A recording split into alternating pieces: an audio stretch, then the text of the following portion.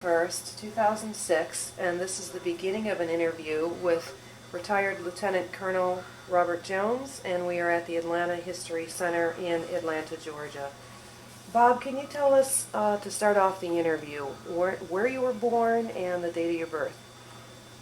Okay, I was born in Oklahoma City, October 1, 1923. Grew up in Oklahoma after I was born there. My dad was, he was on the stockyards. He was a livestock dealer on the stockyards in Oklahoma City, so that's where I grew up, went to school, and graduated from high school there. My dad, all the time I was growing up, he leased a cattle ranch in Osage County, northeastern Oklahoma. And so I had that background. It was really great. Cattle, horses, and working on the stockyard, which in the summertime was really hard work. But once I got in the, well, I'll backtrack a little bit. Graduated from high school there and went to enrolled following in 1941 as a freshman at Oklahoma A&M College, which is now Oklahoma State. And that's where I was when December 7th came along. Can you tell us where exactly you were that day and how you heard about it? Let's see, I know it was on a Sunday, of course. I was, a group of us, I'm Catholic, and we'd gone to Mass that morning. We had to walk, a mile or two to where the church was. Anyway, on the way back, we walked back, and always, and I was a pledge at this fraternity house. They always had milk and donuts and coffee after Sunday morning for anyone that slept late or went where we were. So we went in, and someone had a radio on, and they were talking about an attack on Pearl Harbor, and preliminary reports were such, there was a lot of damage, a lot of casualties. And the first question we asked each other was, where's Pearl Harbor, So that took care of the morning and the afternoon, and that was the whole conversation, topic of conversation that day. So it was really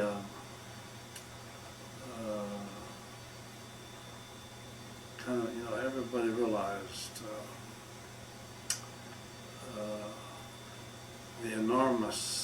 how enormous it was, this attack. And from that point on, I still stayed in school, of course.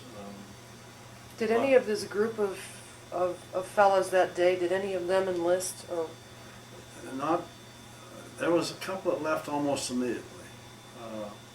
My brother, I had an older brother who was at Stillwater, Oklahoma A&M, and so we got together that day. He was a junior in college, and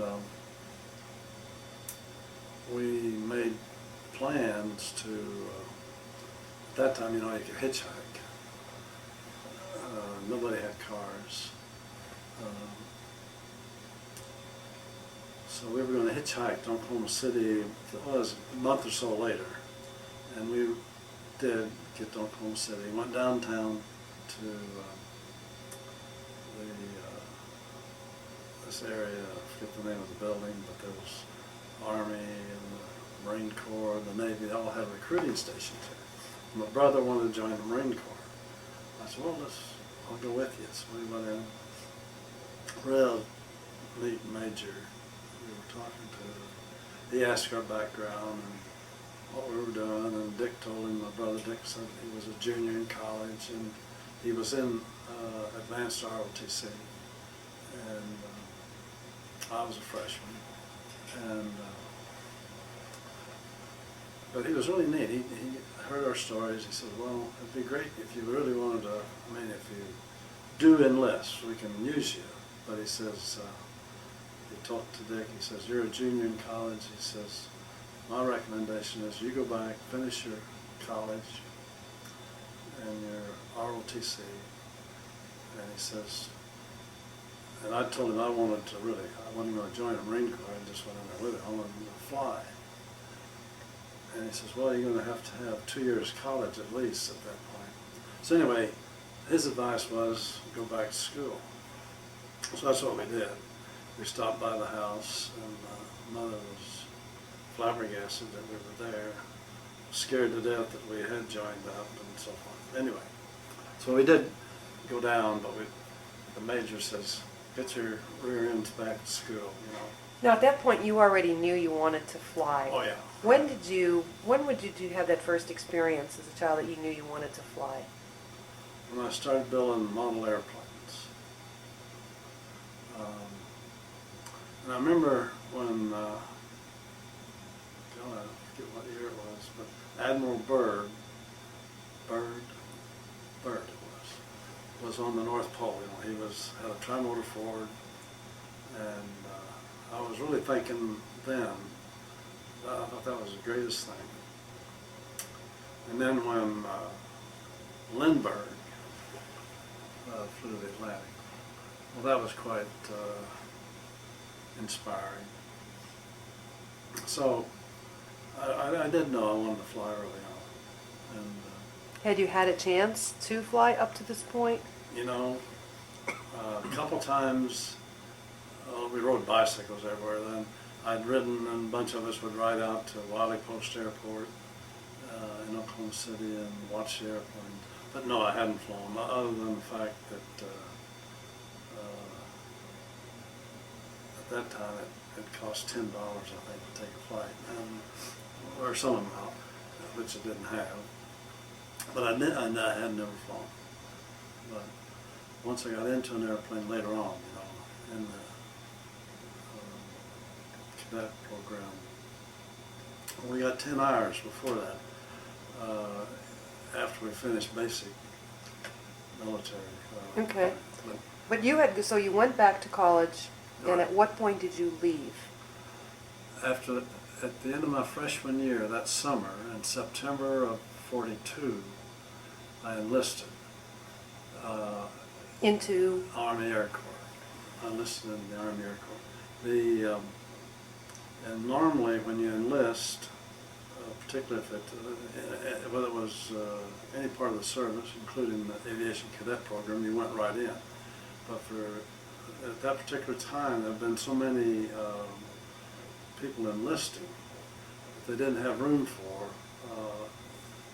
everybody to come in. So they said, they swore me in, and I was sworn in, I guess, that's the terminology, and said to go back to school, and they'd call me. So I went back to Stillwater and in my sophomore year.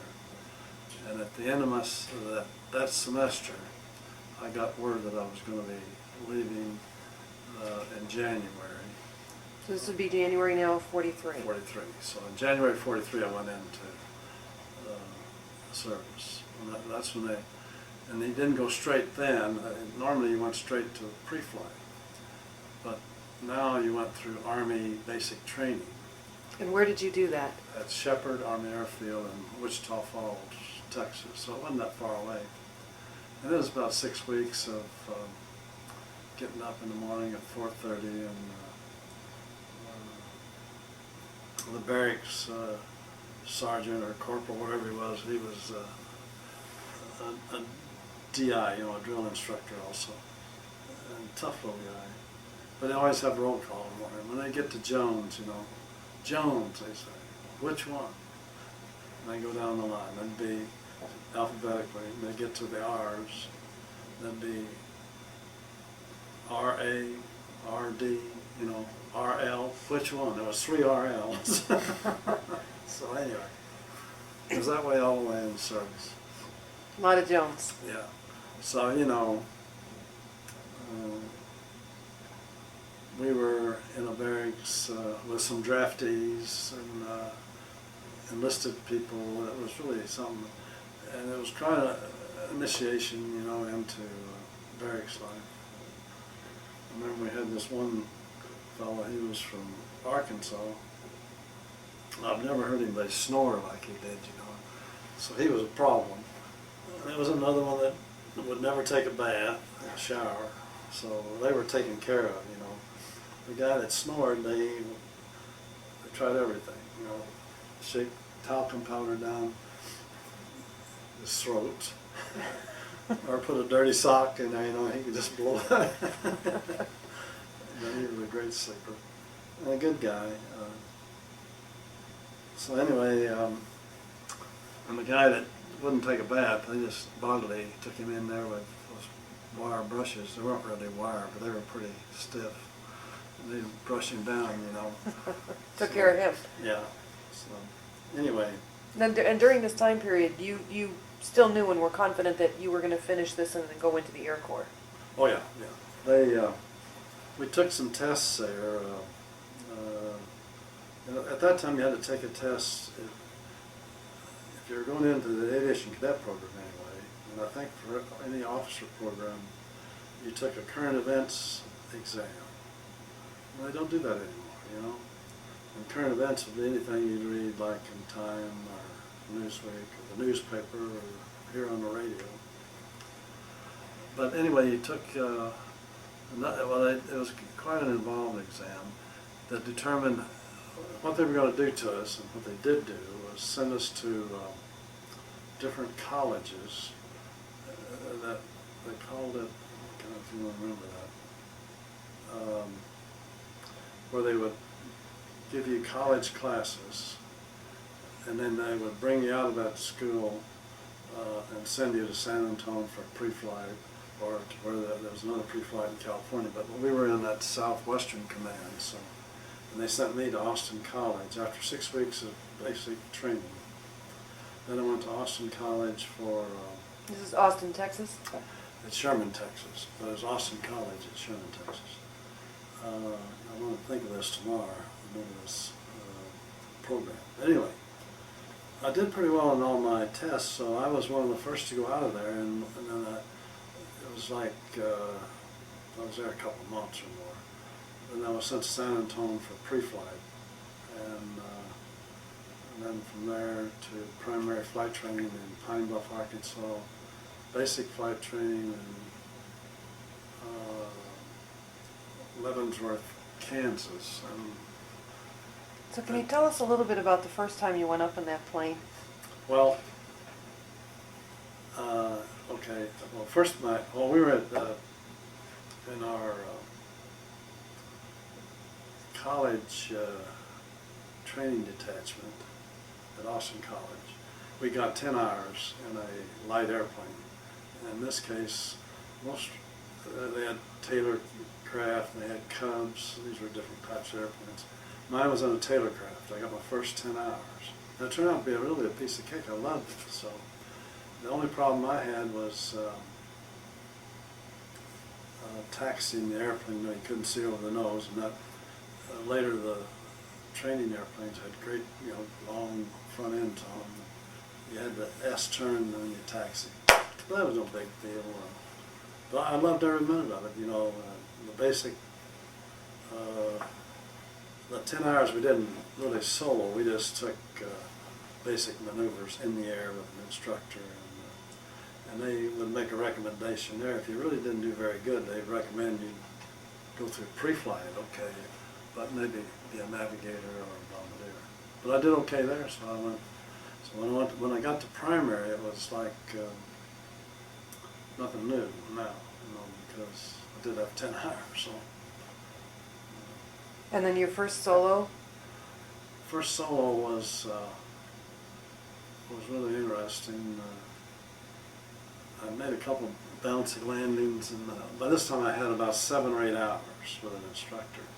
And he was a neat guy, a red-headed fellow, and his Red was his first name, his nickname, but I can't remember his last name. We were taxiing back from one of my bouncy landings, and we were going by where the Jeep was parked. It was an auxiliary field, and they had some basic radio there. You could talk back and forth in the air to the Jeep and controller. Red said, he said, hey, he says, the student was always in the front seat, the instructor was in the back seat, back cockpit. So anyway, he says, okay, he says, stop it here. He says, he says, those landings are terrible. I don't want to get out of here. He says, you just go ahead and fly this thing by yourself. And you know, my next landing, getting him out of there was really great, you know. So that's what it was after that. You know, each primary flew this training type airplane, a PT-17, I think is what I flew. And then when he went to basic, it was a bigger single engine airplane, all metal. Well, the ones we flew were all metal. It was a VT-14. They had another VT training there, VT-13, but it was partially metal and partially fabric. But anyway. At this point in the training, did they make any distinction in fighter pilot training versus cargo, or any distinction then? They did. We had some aerobatics, and I didn't have too good my aerobatics weren't that good. So but everything else worked out all right.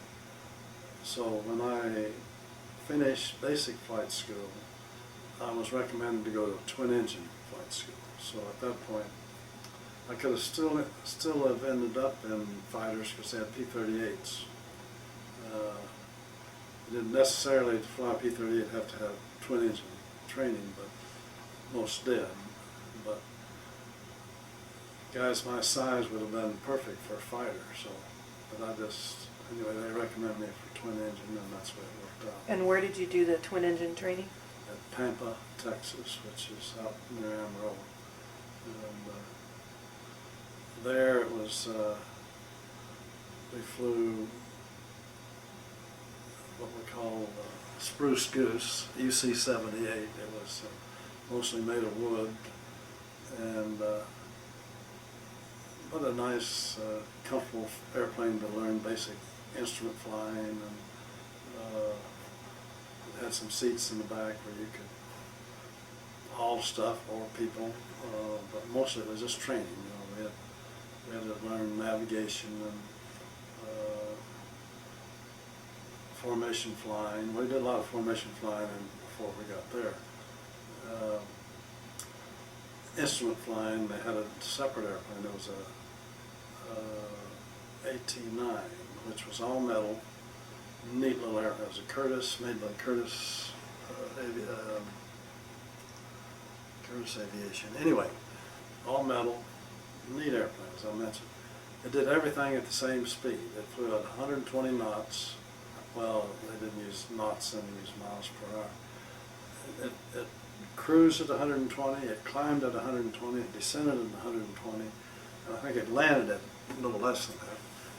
Good airplane. And it was, I don't know why we didn't do all our flying in it instead of that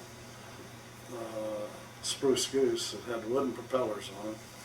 Anyway, that was advanced. Then we graduated, and that's when we were commissioned, and then And what level were you commissioned at then? What was your second rank? lieutenant. And then you had a preference for what you wanted to do, or what you wanted to fly from twin engine school. So you could go to request bomber command, you know, heavies, or like a B-17, or Martin B-26, which was a medium bomber then, or A-20 was an attack bomber. So I requested the B-26, a Martin B-26, and was shipped to, assigned to Barksdale Air Force Base in Shreveport. And at that point, we got down there, and again, it was full of pilots. I mean, they had a glitch come up in there. They didn't have computers then, but instead of having 200 pilots show up for 100 pilots, whatever was required for that class, Barksdale was what they call a replacement training unit, RTU. And they were training crews to replace crews in flying B-26s in Europe and wherever. They had a surplus of pilots, and so they just said, took this many pilots, alphabetically, I don't know how they chose them, and they shipped us to Bergstrom Army Airfield in Austin, Texas, which is a troop carrier training base, and that's where I ended up flying troop carrier. And, At that point, did you have any idea what theater of operation you would be in? no, but it had a high priority at that time because troop carrier did because of, well, of course we didn't know about it, but the invasion of Europe was just a few weeks away, and they really needed to get as many transport pilots over there, our troop carrier pilots, plus all the other kind of pilots.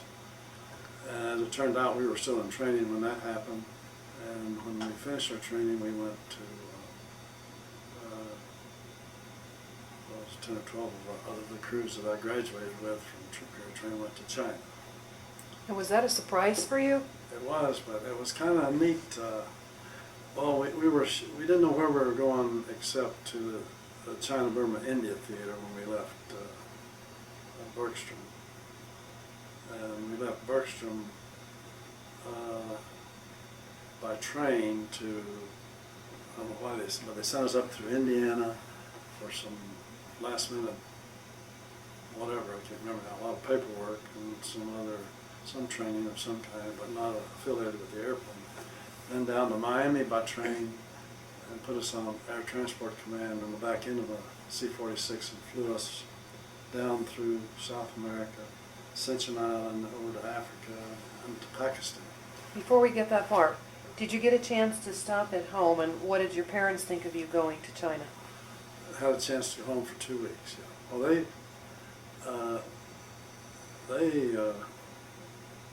they thought that was better in Europe, and I did too. And, Had you been hearing much news about what was going on in Oh, yeah. China? well, we were getting more news, as everybody was, of what was going on elsewhere. Pacific, Europe, Russia, and quite a bit out of China. It seemed so far away that, I didn't really think about it until I'm now assigned to go to CBI. Once we got to Karachi, Pakistan, well, it was Karachi, India then. Pakistan was just a province in India. Can I interrupt you? Can you just give us a little more detail from Miami to Karachi? What was that like? Well, from Miami to Karachi was, number one, it was in the back end of a C-46, which is another Curtiss-made airplane, good airplane. So you were a passenger. I was a passenger. We were trained in C-47s, which is a little smaller than a C-46. And the C-46 is a good airplane. It had R-2800s on it, which is a great engine. And about how many of you? Well, I was trying to remember that. I would think about 40 or 50 could ride on that airplane. It had bucket seats along the side, and you'd have a little window you either set in front of, you blocked one off, and you could look out this window or this window, and then between you, you're sitting against this wall, and the other crew members are on the other wall. Then all your gear, your duffel bags and B4 bags are all packed in the middle. So this packed high enough you'd have to get up to see who's over there. But most of the time you played cards with the guys around, you played hearts or poker or whatever. That's all we did. And then once in a while you look out the window to see if you're over water or land. But we went through, we landed in Puerto Rico, Belem, B-E-L-E-M. Is that an island? No, it's right. It's on the. It might even be in Brazil. Let's see, Belem. We had another couple of stops where we stayed overnight. Natal. We landed in Natal, N-A-T-A-L, Brazil, and we were there overnight. So we slept outside. We were really ready to. We'd been several hours back in that airplane. I think we stayed in Belem overnight too, in Natal overnight. But they'd have a net out on the outside, and you had bedroll, just sleep on the ground there, which was fine. And then from at Natal, we were shifted to another airplane, C-87, which is a B-24. That's a 4-engine bomber. But they made some of those, several of them, into cargo or passenger hauling airplanes. They call them C-87s. And so we rode in the back of that airplane to Ascension Island, stayed overnight there, and then Ascension Island to Accra on the Gold Coast of Africa. Well, the C-87 is a nice airplane, 4 engines, a little faster than a C-46. Is that the equivalent to the Liberator? Right. Okay. It's the exact thing, yeah, Liberator. It had one problem. It always had gas fumes in it. So, you know, everybody smoked cigarettes. So they had these big signs, do not smoke. Well, when you smell gasoline, you don't smoke. It was, you know, we flew, it was, I forget, 4 or 5 hours from Natal to Ascension. We stayed overnight there. Had our first experience with on Ascension Island with powdered milk and powdered eggs for breakfast. Terrible stuff. I mean, that was terrible. And then after one night there, we same airplane from Natal to the Gold Coast of Africa. Accra, I remember that's Accra, A-C-C-R-A-W, Accra. Probably can't find it on the map now. Probably, well, it's there, but it's a different name. And then we went from there to a couple places. Khartoum was one, and we were overnighted at Khartoum. No, going back to C-46, we're back on C-46s from the Gold Coast. C-46s had a great engine, as I mentioned. They had Curtis electric props, which were, it was a good prop, but they had a tendency to run away at times. They were electrically controlled, and that worked pretty well. You could always control to get the RPM back in where it should be. But sometimes you couldn't. Then it'd get too far ahead, you know, too high in RPM, they have to shut the engine down to keep from hurting the engine. So then you could go to the next airport. They could fly on one engine. They'd have to work on that propeller control of the hub. So we had that happen 2 or 3 times. But anyway, at Khartoum, we slept on the floor of the post office building or some kind of, no, it was an administration building. But it was hot, you know. But going across Africa, from there from Khartoum to Aden to into Karachi, but all across Africa, it was like flying across Texas. You know, it was a great country to see from the air. At that time, there wasn't near as much farming as I'm sure there is now. You know, there was just a lot of prairie, a lot of heavy jungles, and it was the greatest. It was great. I enjoyed it. In any of your overnight stops, did you get a chance to go into town or mix with the people?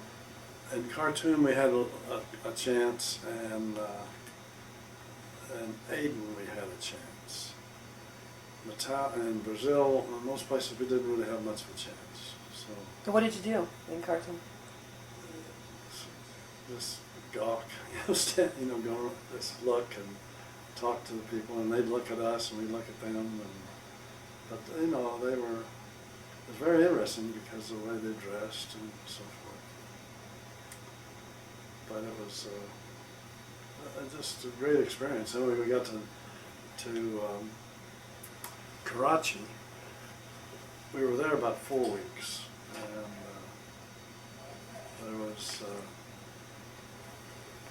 some Chinese pilots there doing some training in P-51s. Americans were training them. And, first time we went into town from the base where we were in Karachi. All these little kids were out there, and they would have their hands out and say, "Bakshi Sahib, no mama, no papa, no flight pay, no per diem." These little guys already knew. Of course, this is 44 now. You know, they've been around these crews coming through. They know that you're getting per diem, you're getting this, you're getting flight pay, and baksheesh sahib, or baksheesh, and if there was any ladies around, it's baksheesh mama sahib. Oh, anyway, they had another name for the, but we didn't have any women in our group, of course. There was hardly any women out in the military. They were nurses and so forth. So we were there for 3 or 4 weeks, and we did have a chance to go to a British club, you know, a military officers club, a couple times, you know, to have a drink or something. Not powdered milk. No, well, we still got powdered milk there, but the greatest thing about when I eventually got to China was you didn't have powdered milk. Well, you didn't have milk, was you had canned milk for, you know, for your coffee, but you had fresh eggs in China. That was the greatest thing it was about living in China, flying in China. There was some chickens. They were kind of skinny-looking little chickens, but you had good eggs to eat. And, I could survive on eggs. But anyway, that was getting there. So Karachi, you were there for a few weeks, and then what became your home base? Well, from there that's when we found out we were going to China. And so they airlifted us on ATC again, Air Transport Command, C-46s from Pakistan, Karachi to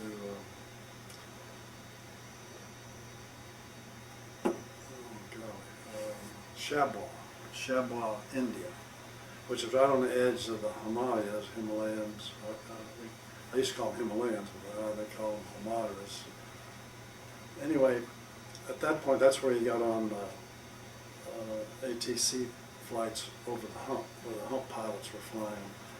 And we stayed there a day or so, and we were assigned to fly on and these crews, we were staying together. It was about 20 crews. We were still together, and then our turn came to fly over the hump. We all kind of went on the same airplane again. How many would be in your crew? 4. 4. Can you tell us the positions? There was a pilot, co-pilot, a radio operator, and a flight engineer. And he was, the flight engineer would take care of any squawks, you know, any little minor things that were on the airplane when you got, you know, when you were flying as a crew. And he also worked on the airplane on the ground with the crew chief and so forth. And the radio operator, he had a liaison radio set that was so big, but it could transmit and receive long distances. Voice, quite a ways, but CW, you know, lots of dashes. What is terminology for CW? Anyway, you could transmit around the world. That, you know, The Morse code? Morse code. Well, yeah, that is the Morse code. You're right. CW. I'll think of that again tomorrow. But So now, your first time you saw the Himalayas, can you tell us about that? Majestic, big, tall. They had a route on the hump.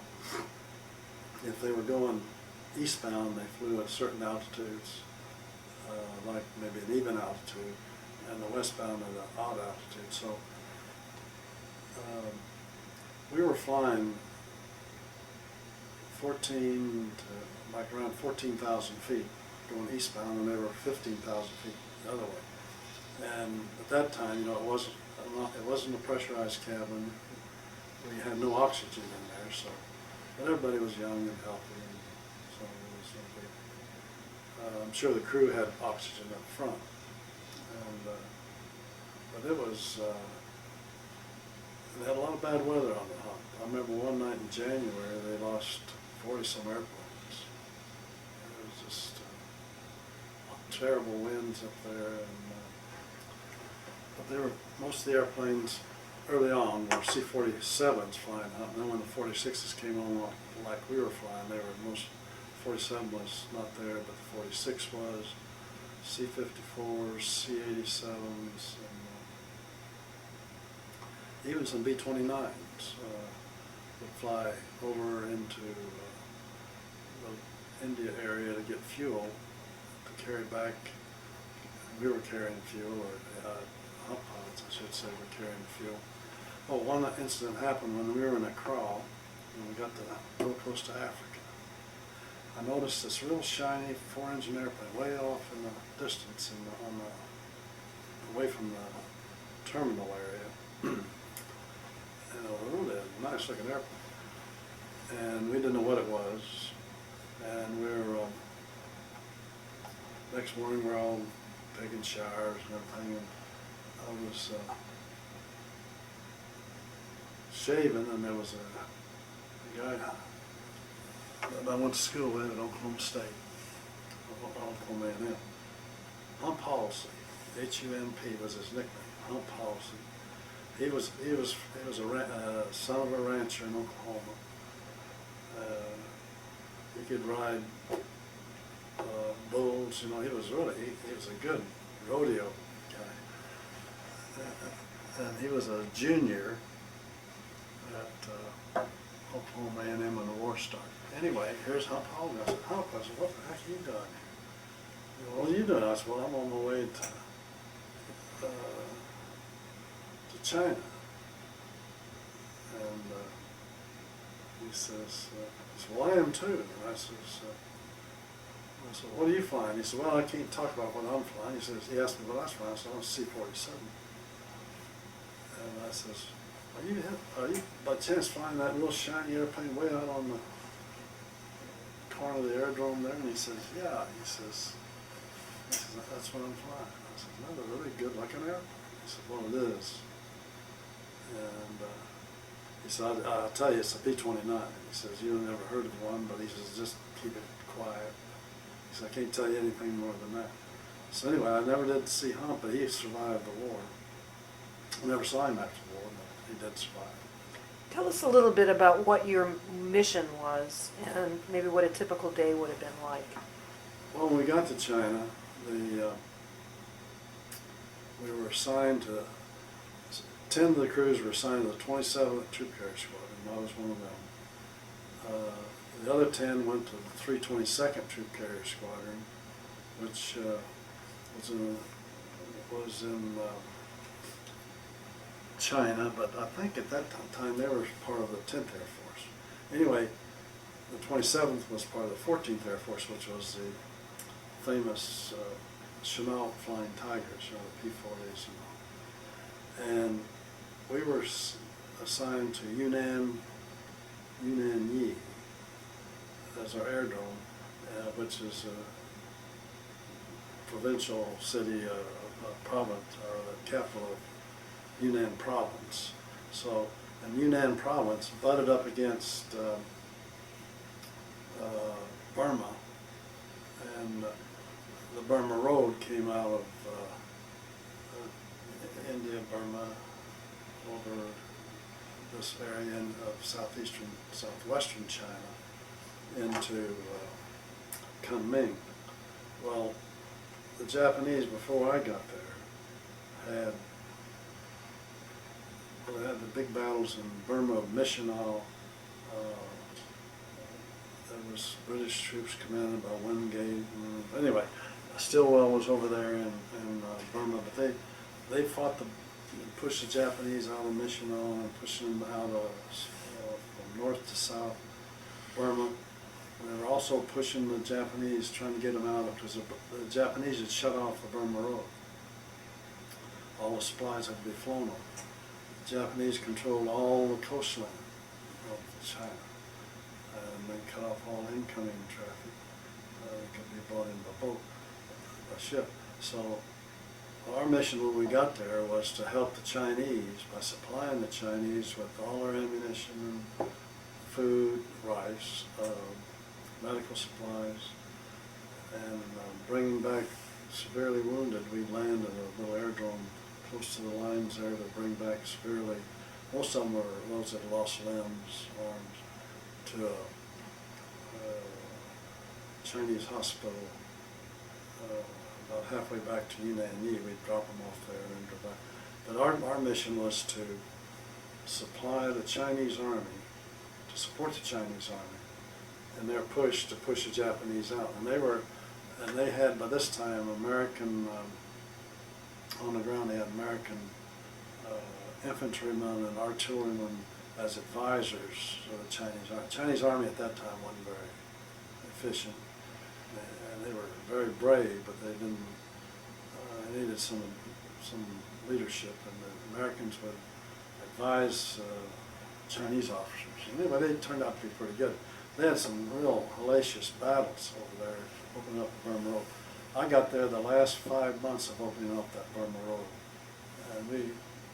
And that's 1944? 44 and 45. And April of 45, they pushed the Japanese back far enough that they opened up the Burma Road. And they could bring everything by vehicle, ground transportation. So, and by this time they'd completed a pipeline from Chabua, India, to pump gasoline, primarily gasoline, but they could put oil through it too, into Kunming to supply all the needs for the 14th Air Force, or any of the Air Forces. So at that point, our function of being trained as 14th Air Force crew members and dropping rice, free fall rice. You pack it in 3 or 4 layers of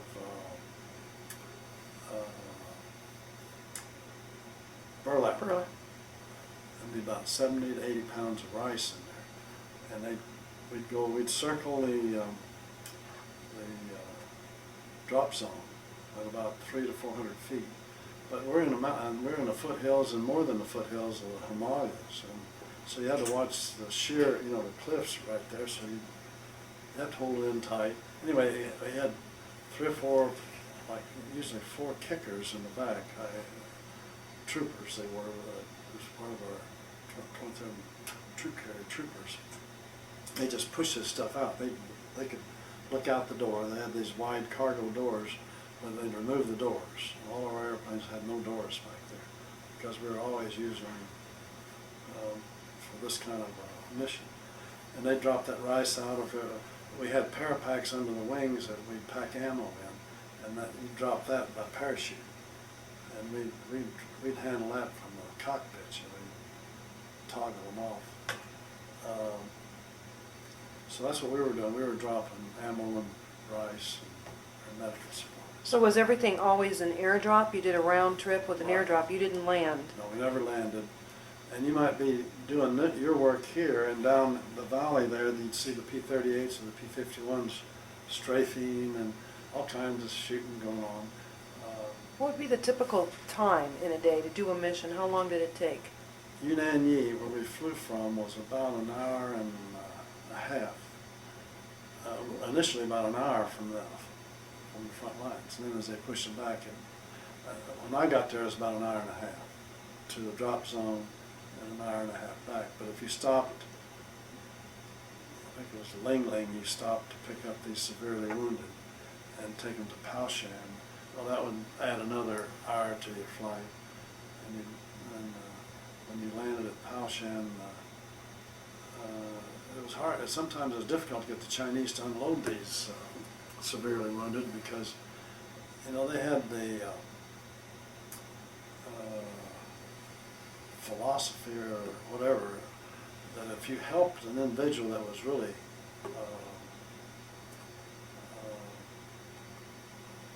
injured, then he was your responsibility from now on.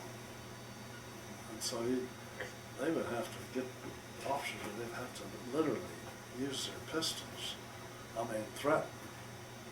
I hadn't heard of one even getting, shooting, but I didn't see it. I just heard that. But anyway,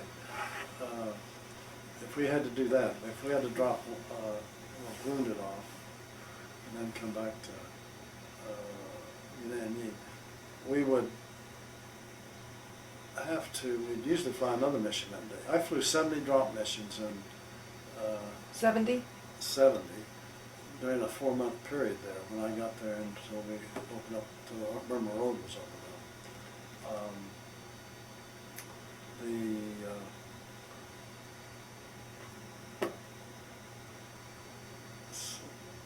And the thing about it is, there was weather sometimes where you took off from.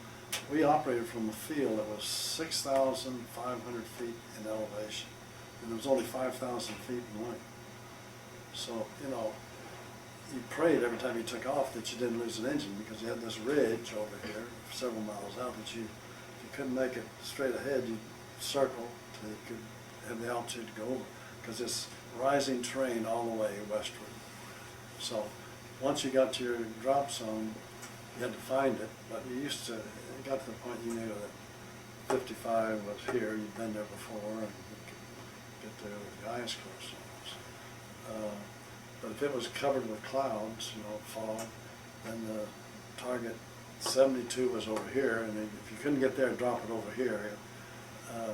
Sometimes you get some small arms fire From the ground. From the ground.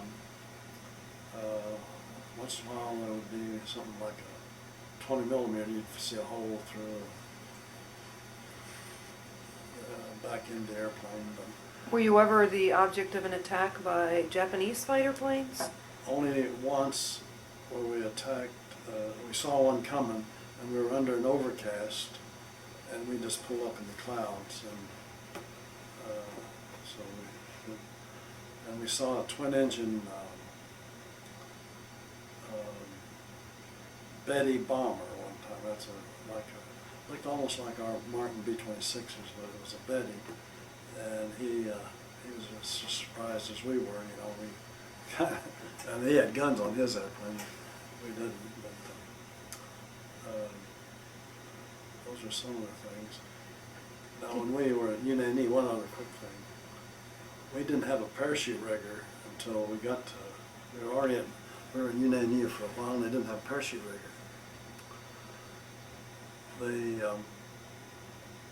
When they did get this parachute rigger, but they hadn't had a need for anybody to bail out.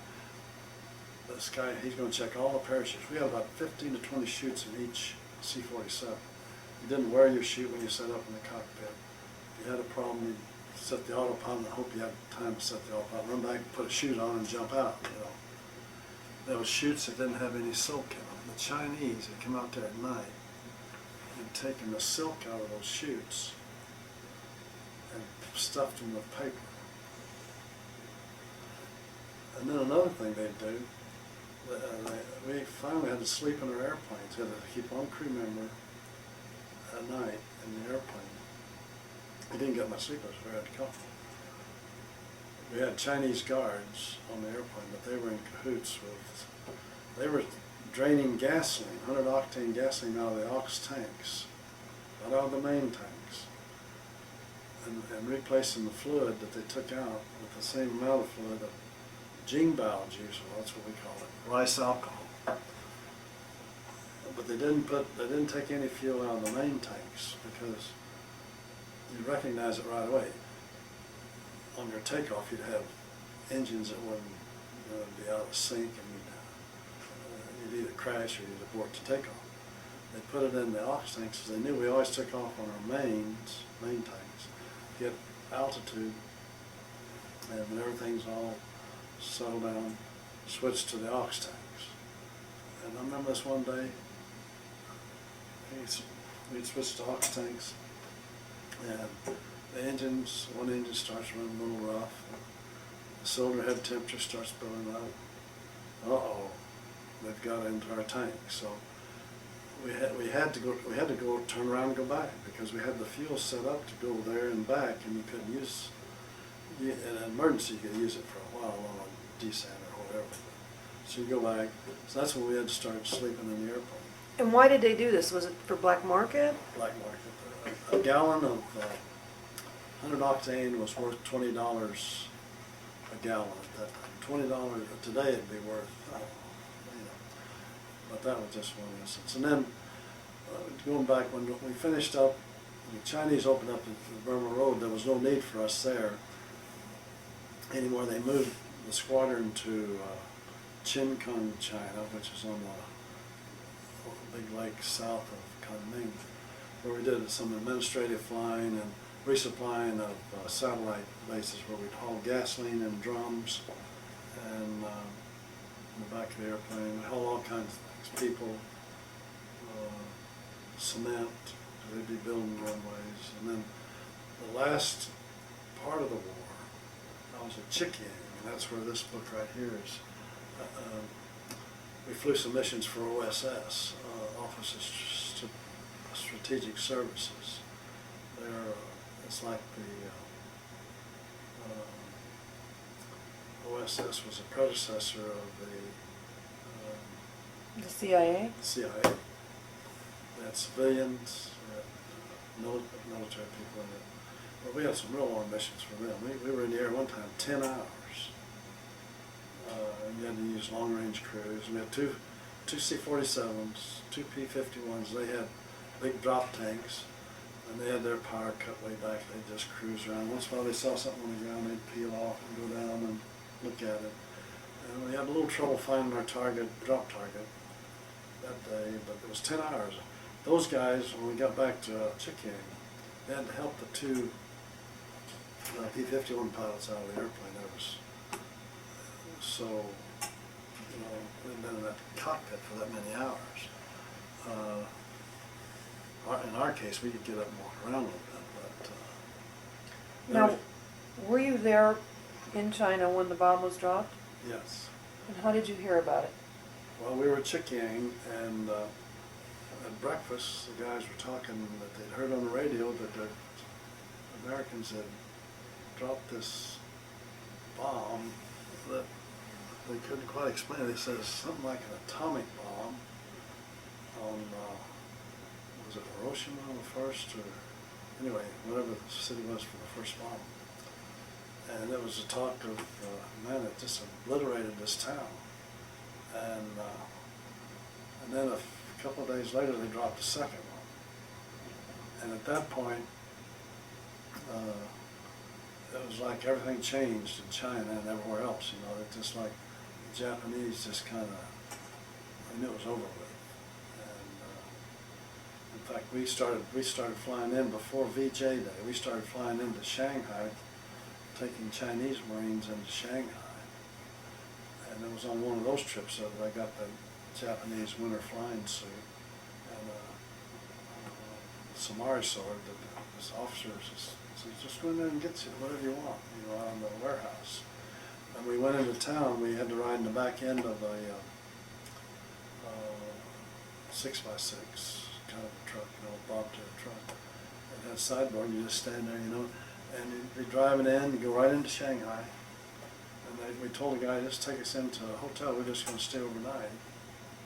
And those Japanese, there'd be some soldiers in town, they'd look at you funny and bow. You know, they knew what was going on, more so than we did, I guess. And then we started, and then when VJ Day happened, then we started bringing released POWs, civilians, mostly civilians that we were hauling out of there, back to Kunming and places where they could get transportation. White Russians, some British people, families, you know, that had been there all this time. They were very, you know, undernourished, and all they'd had was cabbage soup every day. But the one other quick thing about China. They raise a lot of vegetables, but they, and that's beautiful, their farmland and their rice paddies, but they fertilize from, like our big latrines were built so that they could come in and bucket that stuff out. So it was beautiful cabbages and everything, but everything had to be cooked. So we had lots of cabbage. I lived, that's what I mentioned earlier, I lived on eggs mostly when I lived in China. I never did have any cholesterol until later, but I don't know why I didn't, because I was eating about 9 eggs a day in China. Did you learn much Chinese? Not very much. Magua Bing, I'm pronouncing it right, meant American soldier. So at night, if you were challenged by a sentry, you say, Magua Bing, Magua Bing. Ding Hao is very good, Bu Hao is not very good. A few things like that. We got a lot of chances to go into little towns right around in the Yunnan province where we were stationed, and other places. They were always very friendly, the Chinese people, and they lived in a house where they kept their animals. They all were farmers mostly. Their animals, their large animals, were kept down here in the first floor, and they lived in the second and third floor. But all the generations of that family lived in that house. They took care of their old. They didn't have any nursing homes or anything. So it was really kind of a neat way of doing it. And I don't know what they're doing now. They got a billion people over there, but since then their army's become very good. They're going to start building cars and send them over here. Everything you buy is made in China. It's not like that, but that's what it is. We're going to pause the tape here. Okay. The interview with Bob Jones at the Atlanta History Center on January 31st, 2006. Oh, yeah, we only have like 4 minutes tape on the videotape. Okay. Did you ever get a chance to meet Chenault while you were there in China? No, I never did. I did only see him once, but I never did get to meet him. At the end of the war, we sent an airplane from, this time we were stationed in Liangshan, China, which was north of Kunming, quite a ways. We were at Liangshan. We sent an airplane, I wasn't one of the pilots, to Manchuria to pick up General Wainwright. Now Wainwright was on Corregidor when they surrendered to the Japanese. MacArthur was commander, but he left. He was ordered to leave, and he left Wainwright in charge. And anyway, I got to see him when they flew him back. That airplane had Wainwright on board, but it had several other generals and some sergeants, PFC that somehow or another had been POWs way up there in Manchuria, and some foreign officers. There was about 16 on the flight that came out of Manchuria on this airplane, and Wainwright was one of them, and the most famous. And he came through Liangshan, and then immediately they flew him right on to Kunming and put him on a C-54 to fly him to Tokyo, because he was on the battleship Missouri for the signing of the peace treaty, surrender papers. But Wainwright was a skinny little guy, man. He really, the Japanese. We treated our prisoners pretty well, and we still do. There's a lot of stuff in the paper otherwise. But the Japanese were not near as good as the Germans. I know there was a German POW up there for sure, but they did a better job, and they were not that, they're pretty strict and so forth. But the Japanese were something else. I've never had a Japanese car in my drive that I've owned. Someday that may change, but anyway, that was just a comment. But Wainwright was, one of our missions at the end was, for the 27th, was to get Wainwright and bring him back. So, and the 27th, to go back a little prehistory, before I joined, was it and a first combat cargo were the principal airlift aircraft that Wingate, this British brigadier who had these British troops and Burmese troops, Burmese troops under his command, and Merrill's Marauder. Merrill was an American general. These guys were terrific guys, able to go in behind the Japanese,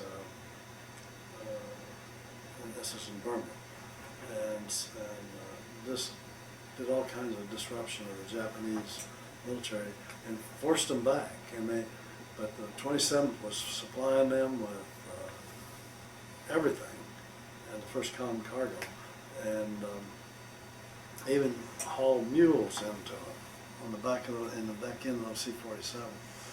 But they were the 27th was the most highly decorated squadron, I think, in the 14th Air Force anyway. It may be the most highly decorated troop carrier in the Air Force. And you yourself were decorated. Can you tell us which awards you got personally? Well, I got you fly so many missions, you get a air medal, and so many more, you get a Distinguished Flying Cross. So I have those two, and a second, what do I call it, air medal. So I did get those three, and then you got I didn't participate in the 27 unit citation, but they did get a unit citation in Burma for that work. But those are DFC and the Air Medal were mine, and also we got battle for participating in the battle of they call it the Salween River was one that went right through by the Burma Road. So the Salween, S-A-L-W-E-N, Salween River campaign was really a bloody affair for the Chinese, and for someone, we lost an airplane, not from enemy action, we lost a couple airplanes due to weather. Just went into a mountain trying to do their work. So, We're just going to pause the tape.